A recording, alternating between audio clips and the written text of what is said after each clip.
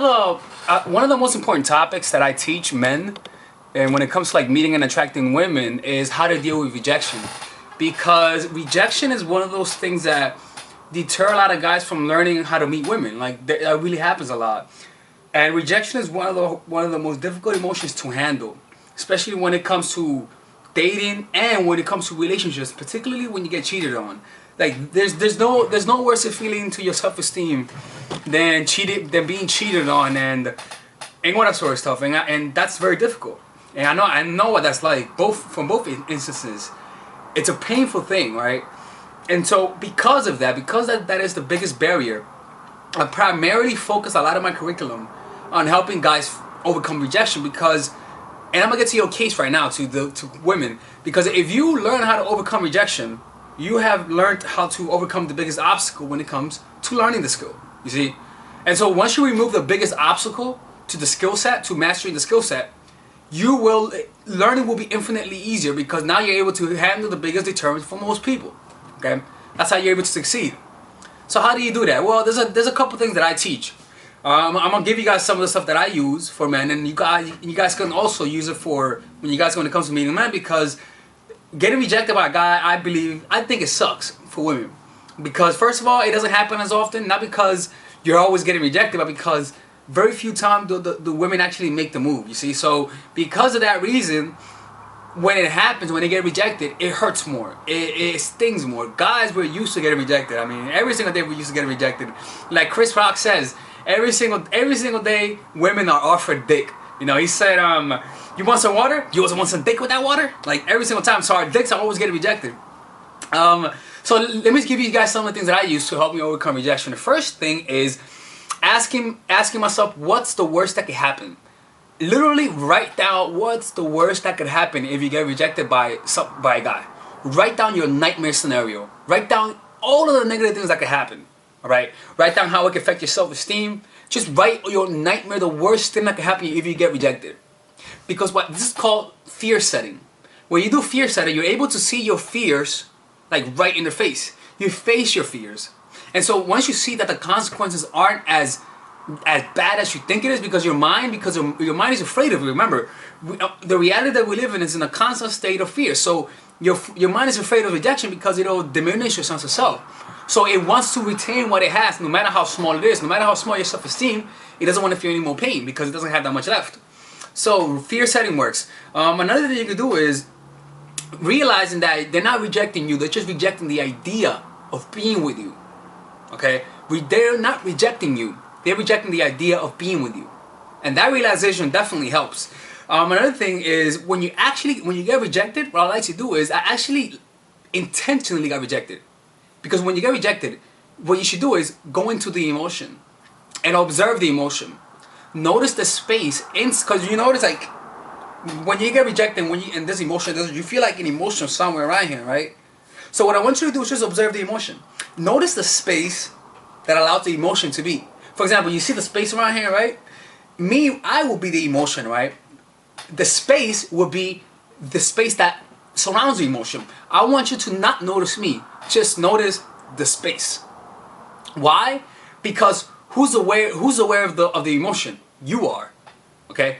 And where is this emotion in your space of consciousness? You are the one who observes. You are the space that allows those emotions to be. So by tapping and observing the space that's inside of you, you could all feel it, because the emotion is there, but where is it inside of? The space. So by simply observing the space, you become present. Because when you observe the space, you're not in the emotion, rather you're outside of the emotion observing it. It becomes like another entity.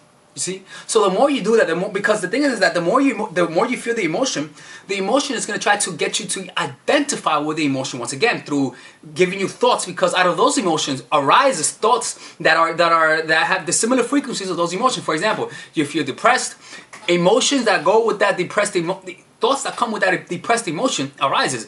Depression. I feel like shit. I have no hope. So by simply observing the emotion, those thoughts cannot arise. Because you energize those thoughts to observing the emotion. You see what I'm saying? Because you're going to feel the emotion and your brain is going to say, what kind of memories align with this emotion? And that's when you begin identifying, creating a story. So what I want you to do is simply observe the emotion. Write down, this is what I like to do, I talked about this today, write down the physical sensation of what's going on. Because when you actually write down the physical sensation, you're not labeling it. For example, you feel depressed. Rather than saying, I feel depressed, I feel shitty, blah, blah, blah, blah, blah, blah, you write down, I feel tightness in my chest. It feels like a knot.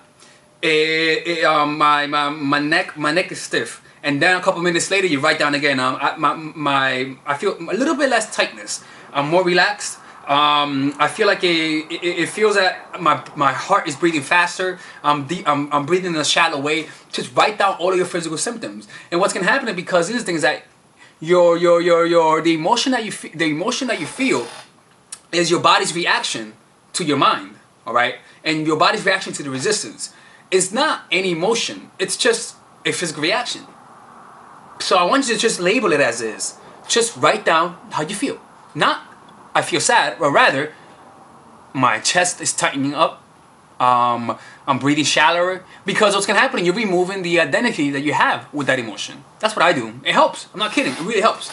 And the other thing is asking empowering questions. Usually when we have a difficult circumstance, we usually ask what? Why did this happen? Why would this happen? When you ask yourself that kind of question, what happens? The answer that arises is a victim mentality, which is which is like, why did this happen? What happens? Because I suck. Because of this. Why did they reject me? When you ask that question, your brain's gonna give you an answer that reflects the frame where that question arises from. You see what I'm saying? So when you ask yourself empowering questions like this, rather than asking what is happening, ask what can I learn from this, and continue asking that question. You're gonna feel the desire to ask yourself a question that puts you in the victim, that puts you as the one who was cheated on. Rather, I want you to focus on asking yourself questions that empower you. What can I learn from this? How can this help me 10 years from now? How can I use this to elevate me to my passion? How can I feel better right now? How can I energize myself in a natural way? Asking yourself those questions, you may not get the answer in that moment, but if you keep asking those questions, your brain is gonna give you the answer. It's that simple. You ever been trying to do something, like, for example, let's say that you didn't have nothing to eat, right? And you go into your refrigerator and you say, "Damn, there's nothing to eat, man. Where can I get some food?" What happens when you ask that question? Your mind is gonna focus to where to find food, right? But what happens if you ask yourself, "What can I make out of all of this? What can I make? What can I make out of those ingredients?"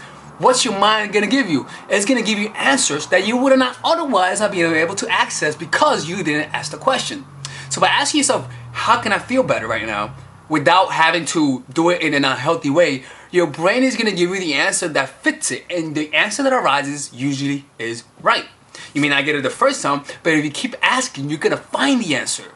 So rather than having unhealthy ways of coping with rejection, by asking yourself, how can I cope with this in a healthy way, you're gonna find ways that actually help you out. And that's the way I do it. Anyways, there's 3 ways to deal with rejection. Take care.